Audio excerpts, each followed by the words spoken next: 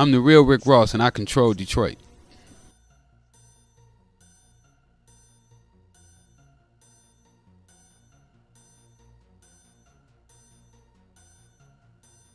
What's up, world? I'm Fancy. This is Control Detroit, and I'm here with the original, the one and only, the real Rick Ross. Hey. Hey, what's up, Fancy? What's up? I'm good. Thanks for joining us. Glad to be here. I'm glad to have you. So let me catch you guys up to speed for those who are watching and who are unfamiliar with your history. Where they been? I don't know. But let's catch them up to speed. So at the height of your drug empire, the total amount of cocaine that you moved was equivalent to $600 million, which was probably about $1 to $3 million a day. Yeah, that's the prosecutor's estimates. Yeah. Well, you were used by the CIA, and you faced a lifetime sentence, but you only faced 20 years. So take me back during that time. What does it feel like to be one of the biggest drug lords of the country, and then for it to all just kind of crumble down?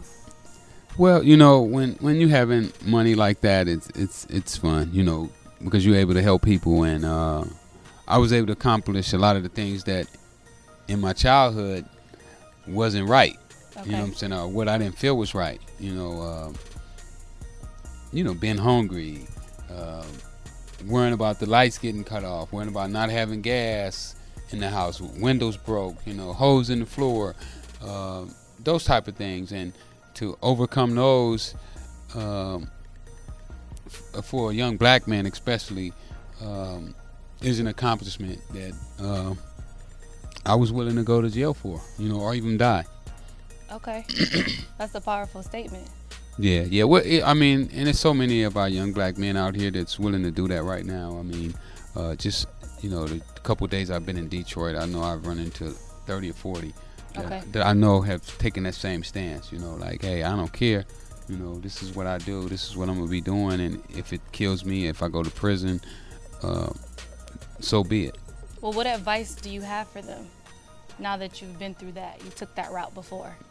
Well, the first thing that we have to learn who we are. I think that the system has beaten us down as black men into believing that we're thugs, we're gangsters, that we can't compete with mainstream society, that we can't go and build a software like Bill Gates, or we can't send rocket ships to outer space.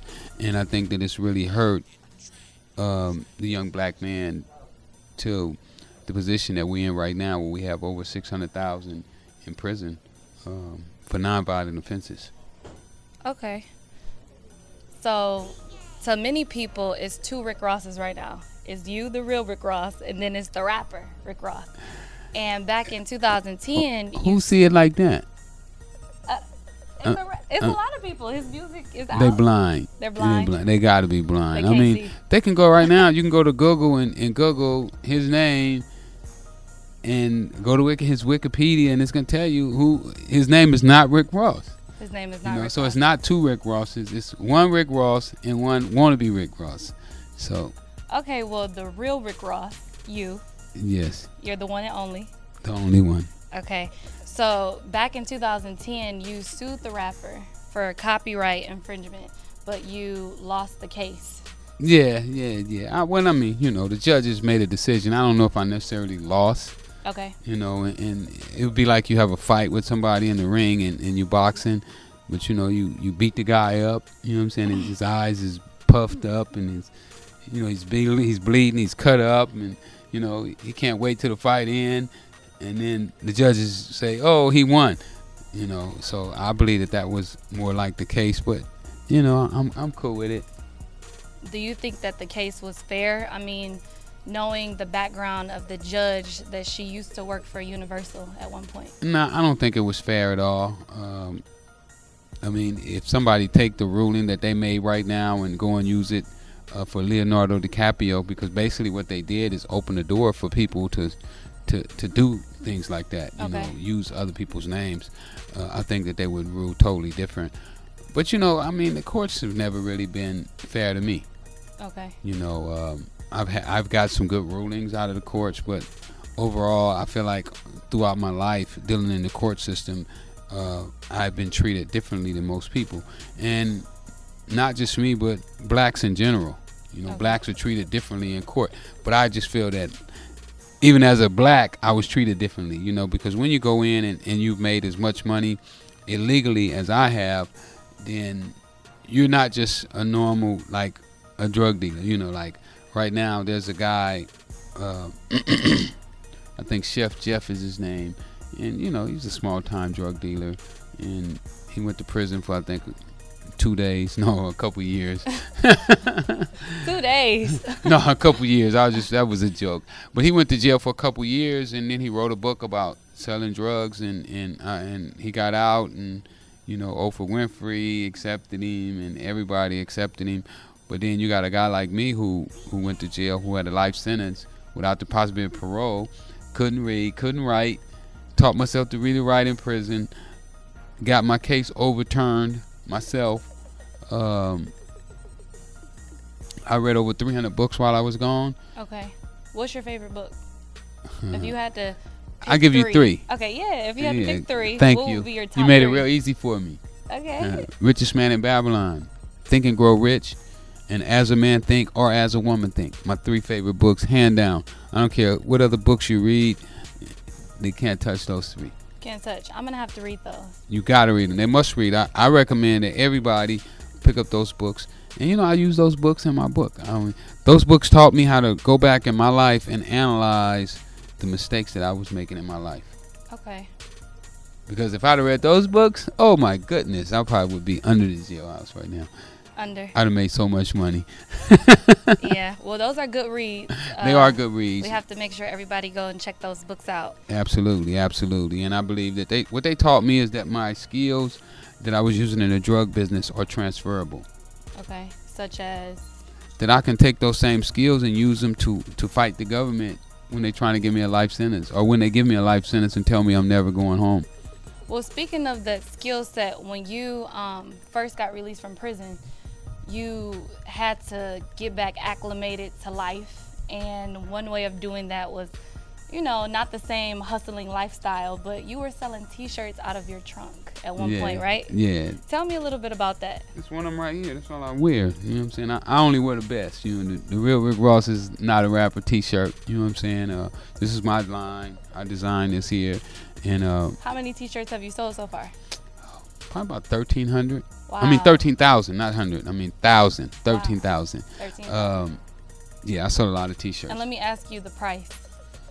Well, I sell them for $20 a piece. Okay.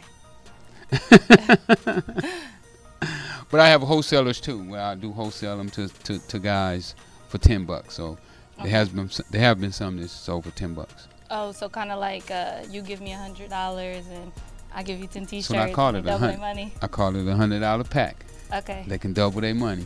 But I believe that it's so many of us out here that don't have jobs. Right. And I believe that so often when blacks in general make some money, they disassociate themselves with the people who are not having money, and they feel like that they're better than everybody else, and they can thumb their nose up to them. And I believe that it's my job to help others come up.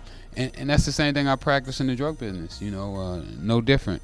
You know, when I learned how to sell drugs, only thing I did was taught my homies and my friends who didn't know how to do it, and taught them how to become millionaires. Taught them how to become millionaires. Yeah, that was my secret in the drug business, is to teach my friends, as many as my friends that I could, what I had learned from the drug business. And now I'm sharing it in my book. Yeah, your book. We're gonna talk about your book. Okay. But before we get into the book, I have to ask you, right now you're doing a lot. You shifted your direction more towards activism and giving back to the youth, and you've been doing a lot of appearances and speaking. Absolutely. So what's the message that you're trying to spread to the youth? Well, the main thing you want to spread to the kids is because a lot of times we get stuck in where we at. Okay. You know, oh, my mom is this, you know, my mom is on dope, my father's in prison, I don't have anything, our house is raggedy, we got rats, we got roaches. And one of the main things that I want to convey to everybody, it's not where you at right now, it's where you end up at. You know, where are you going to be 2 or 3 years from now? Where are you going to be 5 years from now? And my plan is not today. You know, like if people judge me by where I'm at today in my life, You know, right now I'd be a total failure. Right. You know, because I don't believe that I have nowhere near accomplished the goals that I have planned for myself. And I couldn't judge my goals on today. I couldn't judge them on when I first got out. My goals are long term, you know. Long term. Where am I going to be 2 years from now, 5 years from now, 10 years from now? Well, let me ask you, speaking of goals, where do you see yourself 5 years from right now? Where do you want to be? I couldn't tell you that honestly right now, no? Because if I did, your listeners would think I was crazy. Oh, well, let's let them think. You want them to think I'm crazy? Huh? No, you don't have to. Let me tell you this here. When I was in prison, I had a life sentence. And if you get a chance, you go read the article in LA Magazine. Well, the guy who wrote that article from the LA Magazine, he came and visited me when I was in prison. And that's going to be on my documentary, too. As a matter of fact, we're playing the tape because he recorded it. I'm so glad this guy recorded it. So when he played this tape for people, when they get to hear this tape, they're going to see that I was in prison with a life sentence, and I was telling him the things that I was going to be doing. I spoke at Brown University. I talked about speaking at Ivy League schools when I had a life sentence in prison without the possibility of parole. 2 weeks or a month after he came and visited me and did that article, I won my appeal. Wow. And I knew I was going to win my appeal, or I was really sure I was going to win my appeal because I had studied, I knew the law, and I knew how tough it was going to be for the courts to go against their own ruling. Even though I thought that same thing in my lawsuit this time, that it was going to be tough, but I guess, you know, for me to win $50 million, $100 million was just too much for them to swallow. Like, it was mind-boggling. Yeah, we can't get this guy that kind of money. Nah. That's crazy. So I can see the things that I can accomplish if I put myself forward and just take the little bitty steps that nobody else is willing to take. Most people are not willing to take little steps. You know, they want to take big giant leaps. And I understand that every time I sell one book, it gets me one step closer to the million. Right. And I convey that to people, you know, when I sell my book, how much I appreciate them buying my book. You know, a couple today, and I told them, they was like, we wish you success. And I said, well, you know, you just pushed me towards success because you bought that book. Yeah, they did. So, baby steps. Baby steps. You got to take baby steps.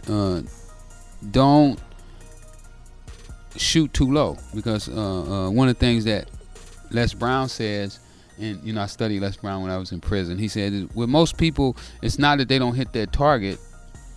They do hit their target, but they aim too low. They aim too low. Yeah, so you got to aim high. And if you miss, you're still higher than if you'd aim too low. So I suggest that, you know, we take baby steps and aim high for ourselves. And my goals are high right now. Is that high? I'm gonna be honest with you. I mean, they're at crazy. One point you were making $3 million a year. They're crazy. I'm pretty sure it's pretty they're crazy big right now, and it's crazy. You know what I'm saying? I'm in a position right now that I could do some major things. You know, and everything that I want to do is for the good of the people. I don't really want to do it just so I can ride around in a bigger car than everybody else, or because you've been there and done that. Wear better clothes than everybody else. I don't want to wear nobody designer jeans, and, you know, I don't need to wear their tennis shoes.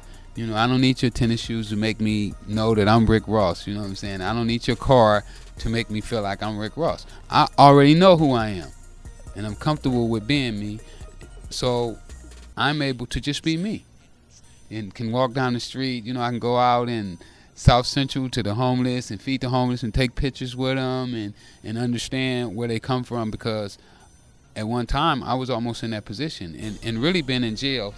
My attorney, I got a young attorney that works with me, and I take him to a lot of my meetings. Okay. And so I went and met 4 of the most powerful guys in Hollywood: Ori Emanuel, Michael Linton, Jeff Bird, and Spencer Boomer. These are probably the 4 most powerful executives in Hollywood, hands down. And he said that when we walked in the room, that he noticed how they treated me. And he said that one of the reasons they probably did that is because I've been just as high as they have. Okay. And I've been in lower than they can ever go. So, you know, it was times when I was in jail that I had to lay on the floor with people that was homeless, people that stunk. You know, the toilet in our cell sit right there and they got 20 guys and they have to go use the toilet with no cover right in front of everybody, and you know, everybody smelled everybody. So, you know, when you live through that, it's like, I've been through the worst. So this other stuff is really nothing. It's nothing. Yeah, well, I applaud you. There's a lot of people out there watching. I mean, you really do have a motivating story. Yeah. So it's a lot of young people who look up to you because it's a lot of people who try to go down that route that you once took and that are, you know, trying to change their life around. Yeah, this yeah. very moment. So. Well, you know, society is pushing this lifestyle on us. I mean, if you turn on the radio, what do you hear on the radio? You know, I sold tons, I sell dope, I'm a baller, you know. So when our kids are study being bombarded with this type of mentality, it's only right that they pick that up. You know, they're going to get more people telling them to sell drugs than there are people telling them not to sell drugs. So I think it's a double standard that this country allows that to be promoted and marketed and then lock the people up when they do it. So you think it's a double standard more so in the black community or just in youth as a whole? Well, you know, I mean, this music and stuff affects blacks more than it affects anybody else. I mean, young white kids, they listen to the music too, but most white kids got a mother and a father at home, you know, and probably was a school teacher, a lawyer, a doctor. You know, when you grew up in the ghetto, I didn't know a lawyer until I was going to court. You know what I'm saying? I didn't know a doctor until my mom took me to the doctor. You know, my next door neighbor wasn't a doctor. You know, it wasn't a real estate agent. So, you know, we don't have these type of role models in our community to model ourselves after. We don't. And I guess the motto that they always say is, if you know better, you do better. Absolutely. So that's kind of where that absolutely. And the first role model you're going to run into, somebody successful in the black neighborhood, is probably going to be a D-boy. Yeah, with a lot of money. With a lot of money. The girls, the cars, and the Nikes, and, you know, everything else to go with it, that attracts our young people to that lifestyle. And I think that one of the first things that we have to do is we have to know that those things don't make us special. They don't. So that's important. Absolutely. That's really important. And I put that in a book, you know, how I figured that out in my life. Because at one time, you know, I went to school and I felt inferior because I had holes in my shoes. Well, in past interviews, speaking of artists, you've stressed how important it is for artists to give back to communities, and how, you know, they come, not just artists, everybody. Well, yeah, just everybody. I mean, if you're not giving back to the community, then you're part of the problem. If you don't do something to fix the problem, then you just like the person who sold the drugs. You know, Jody Armour, the author, the rapper, you come, you do concerts, you have tickets, you sell CDs, but you never come back and actually give back. Exactly. He never touches any of the kids in the community, and they say they do, but, you know, they really don't. You know, they don't walk the streets. You know, they don't let these kids get to know who they really are or what they really do. So I think that that's really a violation. Well, I'm curious to ask you this, because here in Detroit, we recently had our summer jam, and Rick Ross was one of the artists who was scheduled to perform. Rick Ross, the rapper. William Roberts. William Roberts was one of the rappers who was scheduled to perform. Ain't that something? Nobody knows his real name. No, well, now we do. So William Roberts was one of the rappers who was scheduled to perform, but Trick said no fly zone. And Rick Ross decided not to, William decided not to perform. He got you. He got you. No, he don't got me. But what's your stance on that? How did you feel when you heard that? Like, I'm curious. I laughed about it. Yeah. I thought it was funny. Yeah. I mean, you know, I'm surprised it don't happen with more artists. You know, I'm surprised that guys don't lock more people out of their communities, you know, and tell them you can't come here. You know, you don't never come over here. How you gonna come over here? I mean, it would be like back in the days, guys wouldn't let you come on their block and get no money if you didn't carry it a certain way, if you didn't go by their rules and their standards. You just don't come to our hood just and get our money and get our girls and then you leave. You know what I'm saying? And that's pretty much what people are doing right now to the black community. I mean, everybody comes here to the black community, take their money, and go. I mean, Korean, Spanish, Jews, I mean, everybody come to the black community, set their stores up, their gas stations, get the money, and go. And it's time that I believe that the blacks start saying, you know what, look, we're not going to spend our money with you if you don't treat us a certain way. You know, you got to start earning our business. We don't make people earn our business. I mean, you know, no disrespect to Obama, but I don't believe he earned the black vote. You know, blacks put him in office, but I don't think he's done enough for black people. You know, I believe in a good way to start would be with the crack law. You know, they changed the crack law 18-1. I thought it should have been 1-1. All the witnesses that testify say crack and powder are identical drugs except baking soda. No different, no stronger, no more addictive. If it's identical drugs, why not make it 1-1? Then when they changed it 18-1, they didn't make it retroactive. So the guys who've been in prison for 25, 30 years, who would get out of prison immediately if they made it retroactive? Right. They didn't do that.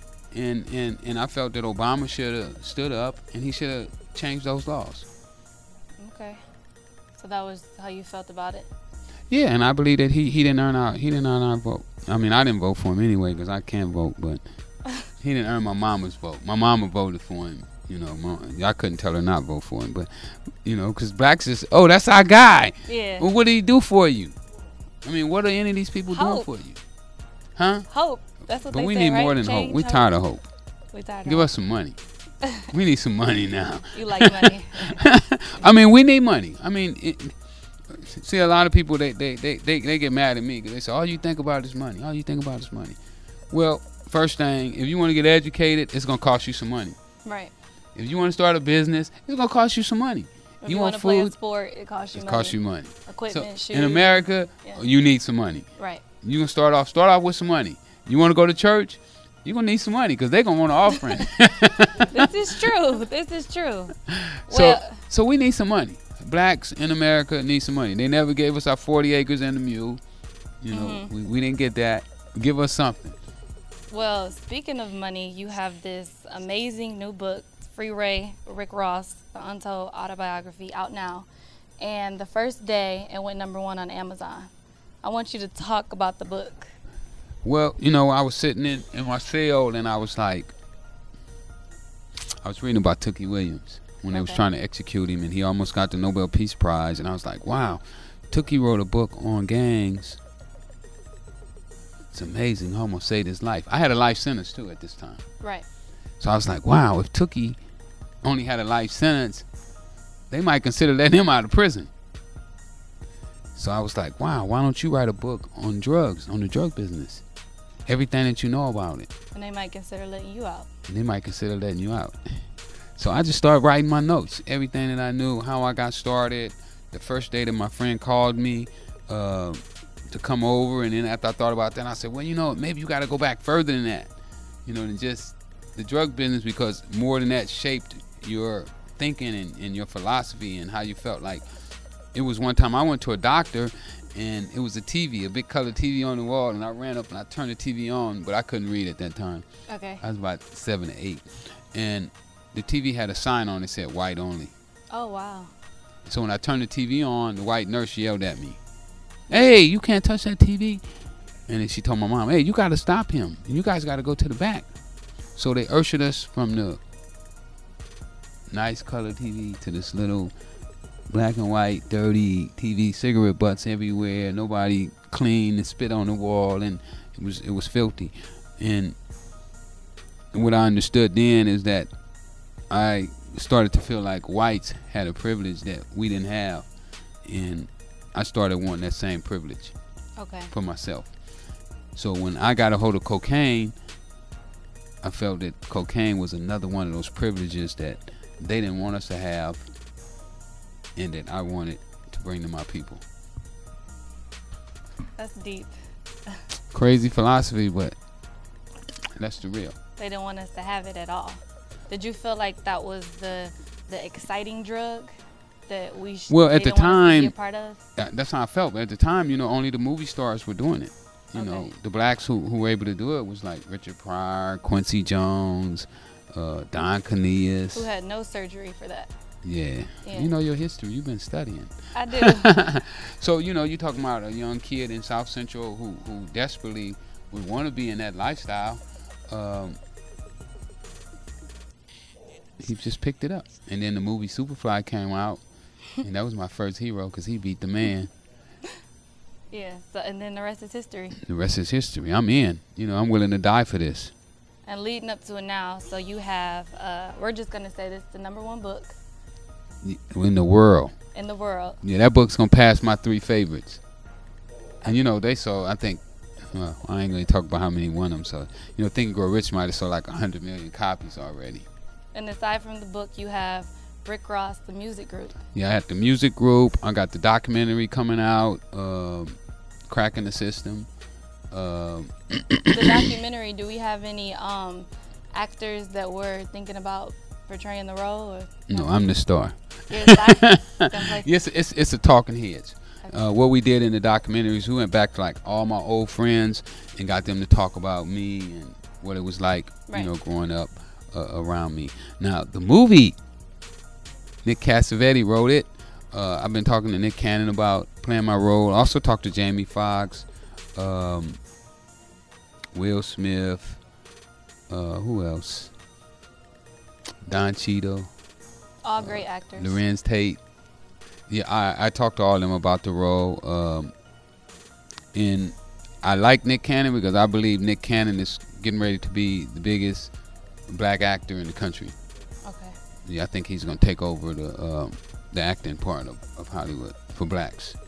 I think Yeah. he's the next one. Well, Nick Cannon has a lot going on.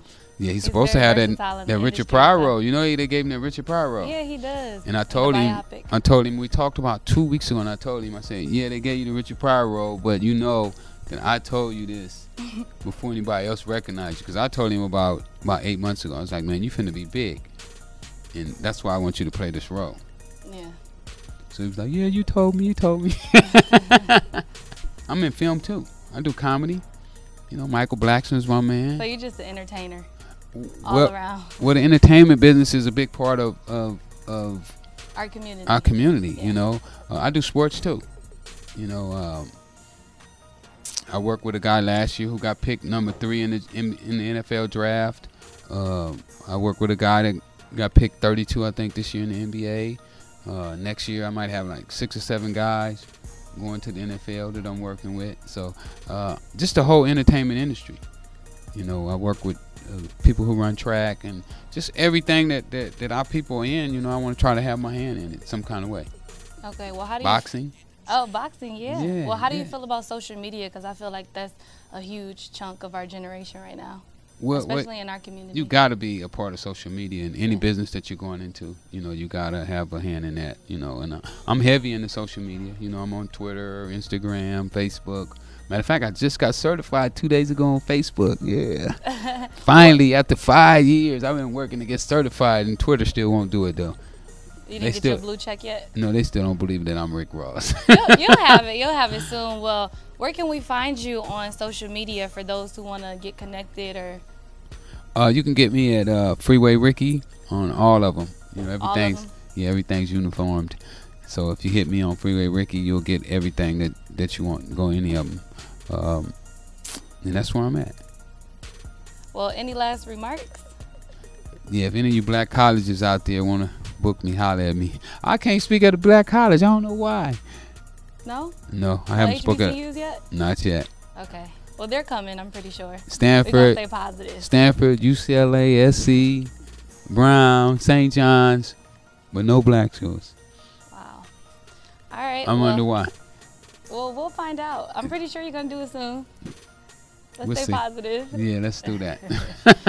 All right. Well, I'm Fancy. This is Control Detroit, and we're here with the original, the one and only, the real Rick Ross. Thank you so much for taking the time out to do this with No, me. thank you. Yeah. You got sunshine all over the place. Thank you. Bye-bye.